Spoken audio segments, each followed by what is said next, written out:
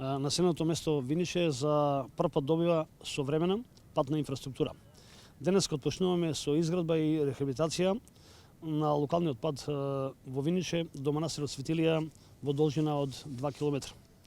Овој проект е дел од мерките на владата кои се однесуваат на инвестиции во локалната патна инфраструктура за поврзување на населените места, односно селата, со локалитетите означени за начинот на живот и работа на селската популација и зачувувањето и унапредувањето на вредностите во руралните средини.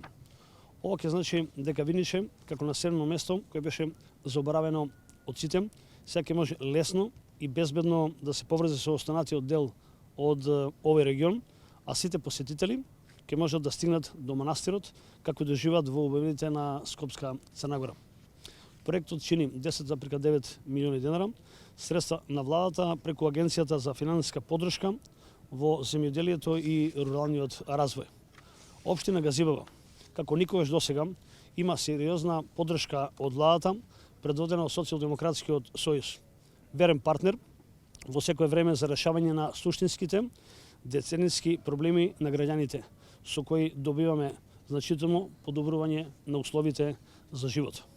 Во меѓувреме се реконструира локалниот пат од основното училиште Наум Охридски до винкот на селбата во Булашани, во должина од 1 км и 100 метри, а ќе се реконструира и проширува и регионалниот пат Бутел Раштак во должина од 5 км.